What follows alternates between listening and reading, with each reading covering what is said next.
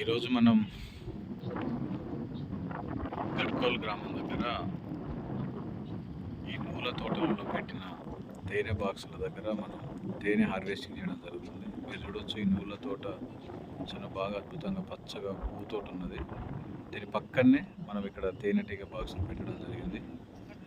ఇక్కడ మీరు చూడవచ్చు, ఇంద్రారెడ్డి మేడం ఈరోజు ఫీల్డ్కి వచ్చి వారితో పాటు ఒక 5-6 మంది టీము మంచి ఎక్స్పీరియన్స్ ఉన్న అనుభవజ్ఞులను పిలవడం జరిగింది. వారితోటి ఈరోజు మనం తేనె బాక్సులను అన్నింటిలో పరిశీలిస్తూ వాటి మెయింటెనెన్స్ ఎలా ఉంది, వాటి పరిస్థితి ఎలాంటి డిసీజ్ లేకుండా ఉండే విధంగా మెయింటైన్ చేస్తూ, వాటికి ఎండాకాలం బాగా ఎండుంది కాబట్టి ప్రతి బాక్స్ పైన మీరు చూడవచ్చు ఇక్కడ గోనె సంచులు పాత ఈ గోనె సంచులు తీసుకొచ్చి వాటిని కొంచెం నీడలో చల్లదనం ఉండాలనే ఉద్దేశంతో వాటికి ఈ భద్రత కోసం ఈ చర్యలు తీసుకోవడం జరుగుతుంది.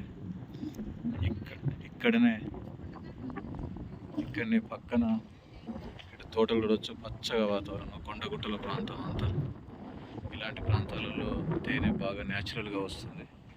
ఇక్కడ దగ్గరలోనే చింత చెట్టు కింద చాలా పెద్ద చెట్టు ఇది. ఈ చెట్టు చూడవచ్చు మీరు, చాలా పురాతన పెద్ద చెట్టు. ఈ చింత చెట్టు దగ్గరనే టెంట్ వేసుకొని,